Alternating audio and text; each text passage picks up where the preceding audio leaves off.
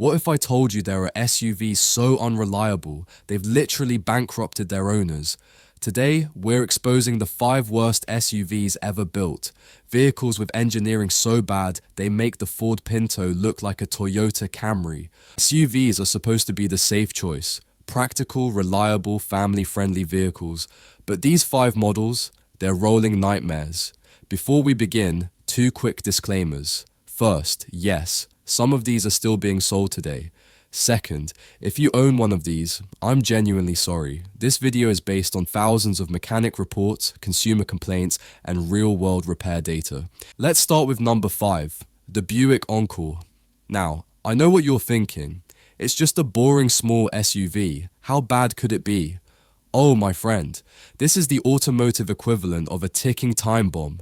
The 1.4-litre Ecotec engine is notorious for 3 things: turbo failures by 60,000 miles, oil consumption worse than a 2-stroke lawnmower, and timing chains that stretch faster than a yoga instructor. And the interior?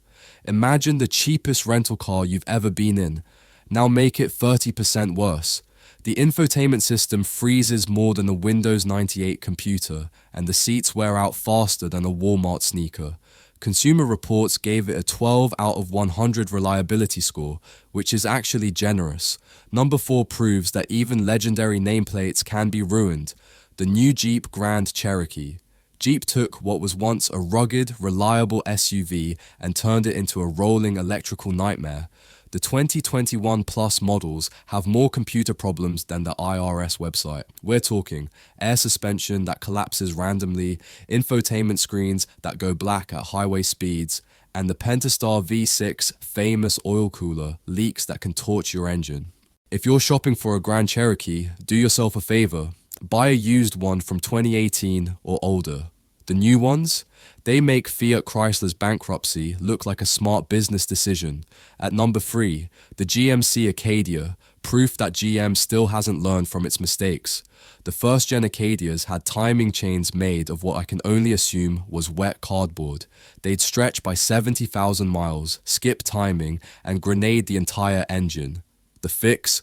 A $5,000 repair that's more common than oil changes. Then GM fixed it by giving the new Acadias a tiny 2.0-litre turbocharged engine that overheats if you drive uphill with the AC on. The number 2 spot goes to the Jeep Compass, an SUV so bad it makes the Pontiac Aztek look well designed. This is the vehicle that proves CVT transmissions belong in golf carts, not SUVs. The Jatco CVT in these fails more predictably than New Year's resolutions. And the 2.4-litre Tiger Shark engine, it burns oil faster than a 2-stroke chainsaw.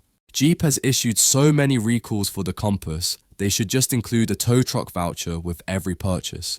The 4-wheel drive system is about as useful as a screen door on a submarine, and the interior rattles like a maraca band within a year. Consumer Reports ranked it the least reliable compact SUV 3 years running. The only thing this Jeep is compassing is the quickest route to your mechanic. And now, the undisputed king of unreliability, the entire Land Rover and Range Rover lineup. These are 100,000 status symbols that turn into 100,000 paperweights by 30,000 miles. The air suspension fails so often, owners carry portable compressors. The electronics are so glitchy, the touchscreens have more freezes than Antarctica.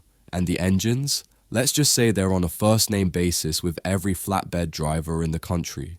I spoke to a Range Rover owner in California who spent $28,000 in repairs last year. That's more than most people spend on mortgage payments. Land Rover's solution, they give out loaner cars like candy because they know yours will always be in the shop. Here's the brutal truth.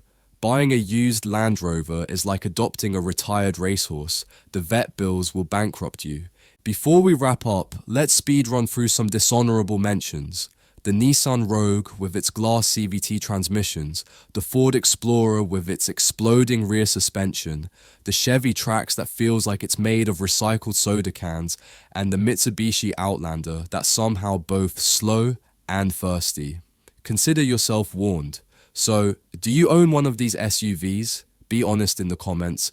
And if you've somehow survived ownership, tell us your repair horror stories. Smash that like button if this video saved you from a bad purchase. Subscribe for more no BS car advice.